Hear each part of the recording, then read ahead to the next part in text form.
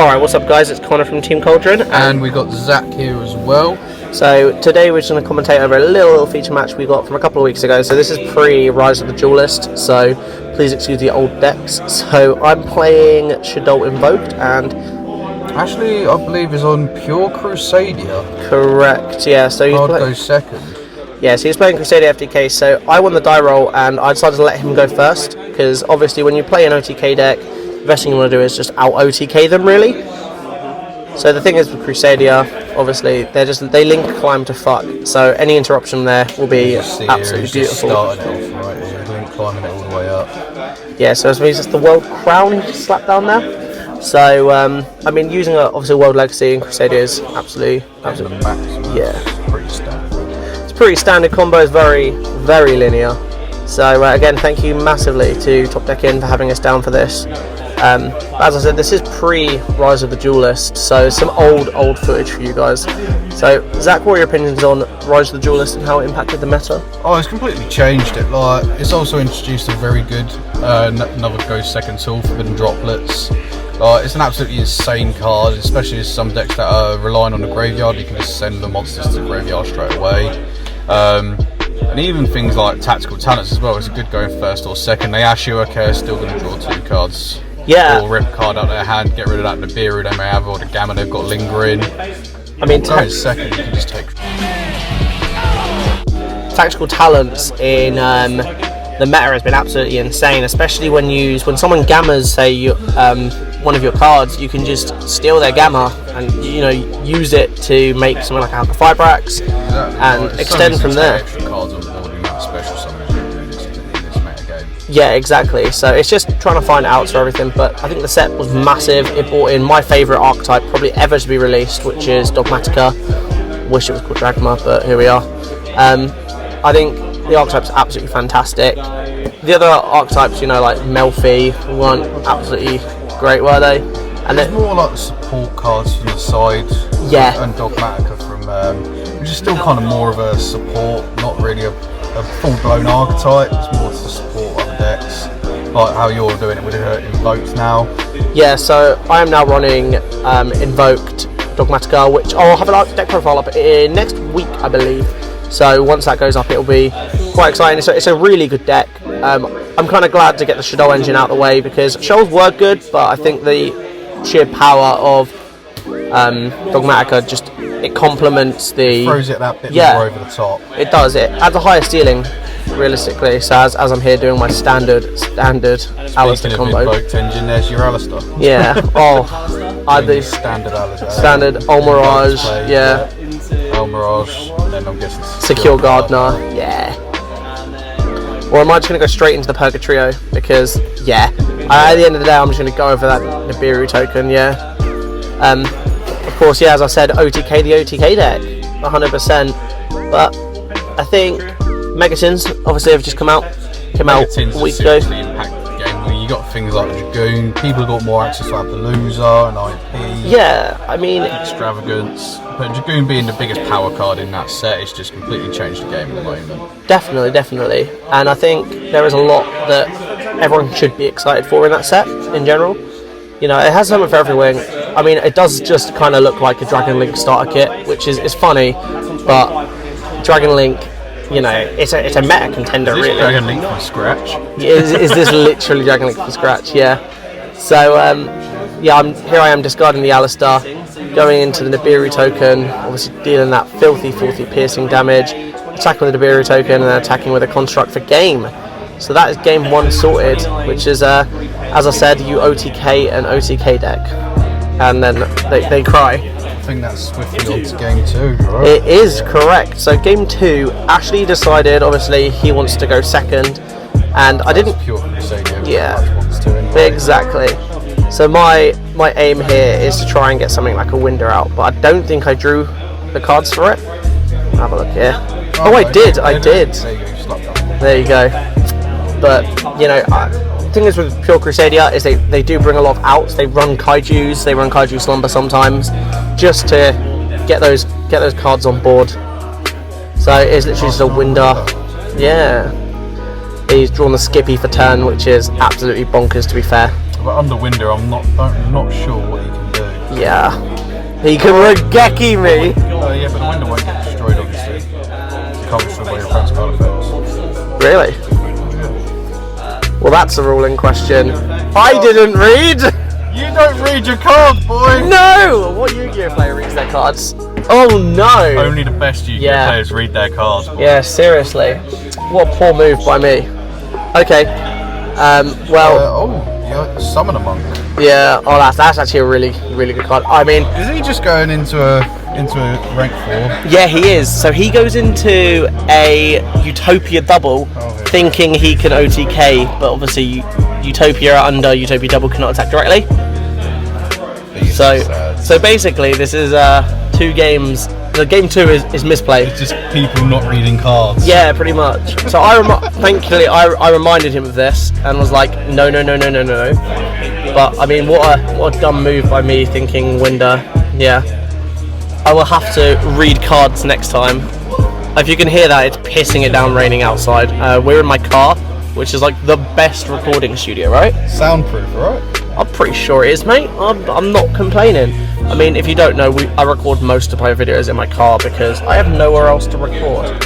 So, you know, if any of you rich boys with a studio want to hook me up with a nice recording studio in exchange for pictures of my toes, I'll sort you out.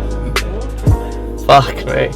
But what do you think is anything for a freebie? Yeah. So Zach, obviously, it's nice to have a little chat with you. You play Orcust, correct? Oh yeah, I've been playing Orcust for about best part of 18 months now. And what is the next move for the deck?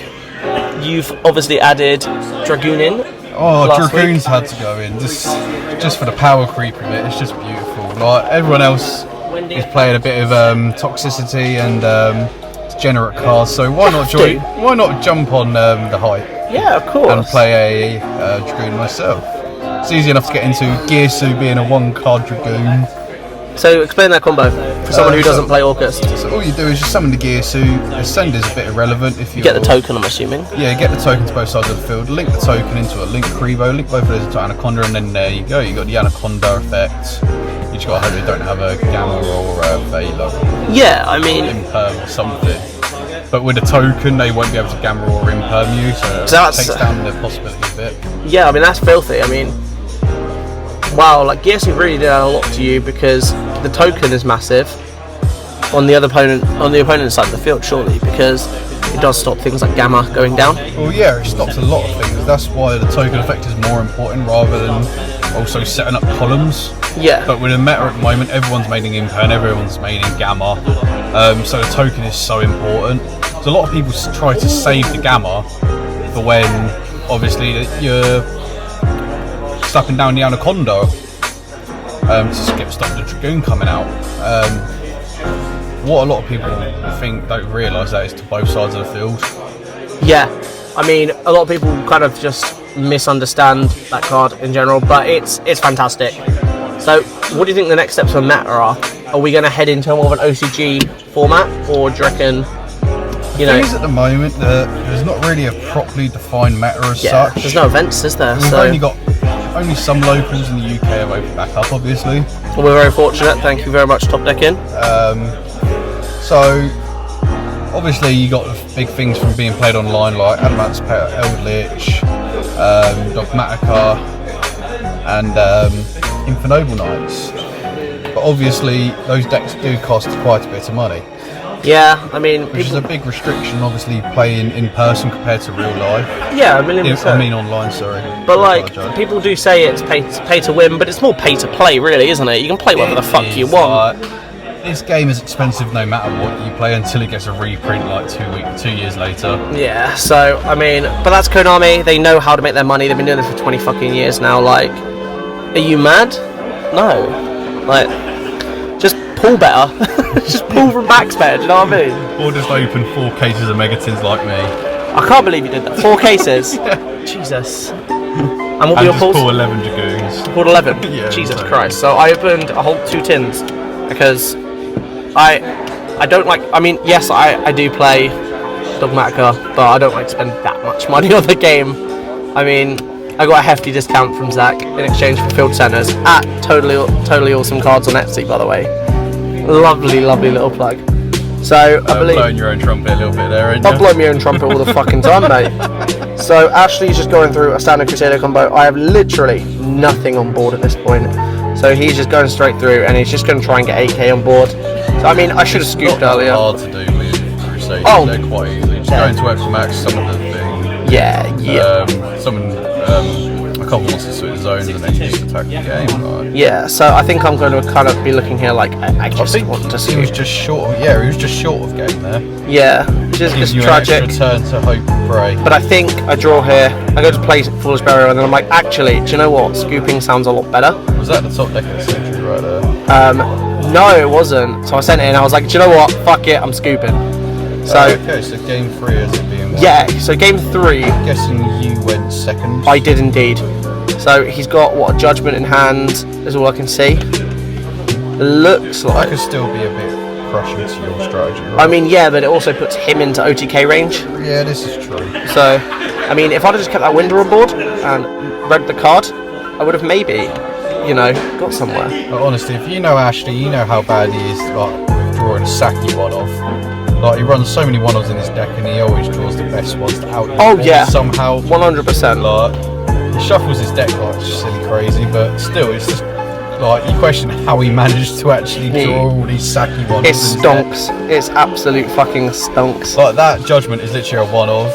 It's actually in his deck. Yeah. And the other day he sided in one DD Crow against me, and his deck's like a 45, 46 card deck. Okay. And I go to activate Jet Synchron, and he just crows it, one Saki DD Crow. Yeah, well, I played him at locals again last week with Dogmacro Invoked, and we went to game 3, and he tried to Regeki me. But thank God, Macabre is a thing. I had to spend Magical Meltdown in hand, so. Oh dear. But yeah, I mean. I don't get why people hate on Raigeki so much. It's just pure board clearance, same as Dark Hole. And nobody ever runs it. Yeah, I mean, I guess it's because Raigeki is local to your opponent's field. But it's just cheaper Lightning Storm, really, and. Well, yeah, and there's no cost. No, you don't have. You can control as many cards as you want. Yeah. So as you can see in my hand there, I do have Dwayne the Rock Johnson sitting there. So I'm just kind of waiting on summons here. Just see your leg twitching in the background, getting ready to drop. You can see my leg twitching. I'm getting well excited. Right, here we go. Where's it going? But I did love Nibiru in this deck. Nibiru is quite weak in this format though at the moment. So on summon, I just dropped the Nibiru. The thing is, so many decks can just play through a Nibiru at the moment. Yeah, exactly. Like, so especially many. Adamantipator, because it's a rock. It's rock token. They can just special summon a researcher. Okay, now you just play through the full combo, and they got a fat token on the field. Yeah. So Nibiru, I mean, it is kind of weak. Not many a lot of decks have out by 5th summon. Things like Dragon Link. Leisure. Yeah. So Appaloosa sometimes can be get into by the 5th summon as well. So I think Ashley actually shotgunned his Solemn Judgment a little too early here because I've got the Eldol Fusion in hand. So I'm going to fuse away. I've got the Alistair in the hand, which is just what is it with Invoke players and always having an Alistair, Zach? It's not even that. If your Alistair gets ashed, 9 times out of 10 every Invoke player just. There's a fucking squirrel outside my car just staring at us, but it's like, oh shit, it's gonna run. But yeah, Invoke players always seem to have an Alistair or an Invocation. If you just Ash or Imperm the Alistair, and then they just always have the Invocation in hand anyway. Yeah. It's a known fact. Yeah. The only thing you can really do to stop Invoke players is called by the grave the Alistair. Or just Gamma the Alistair and then they pass. Yeah. So, speaking of which, I've done it to someone last night 2 times in a row and just 2-0'd the match. That's so savage. By Gamma in the Alistair and he's passed both times. I'd cry. I'd cry real man too. Here he comes slap it down right now. Yeah, so I'm going to use the Alistair, add the Invocation, and I mean, you can kind of see here, this is going to be game. I don't know why I dropped an effect failure there, but kind of fell out my deck. But so, I'm just looking at the extra deck, grinning ever so much actually. So link off into the Almirage, straight up Invocation. Secure Guard, no, or are you going to Purgatory? That's straight to Purgatory. Yeah, get the piercing over the token, right? Yeah, it does. And then, I do miss running Trick Clown, and the 4 mage cards were actually really good in this deck. So I looked doing an Eldol Fusion, putting one in the extra monster zone just for using the shaddoll Fusion to get into Construct, is it? I've already got a Construct on field. I think I'm going into a second one, yeah. Is that a 2 level 8 Dingus you play? Oh mate, could you imagine? Could you actually imagine hard running Dingirsu? And that is it. Connor's taking GG. the match 2-1. Well, thank you.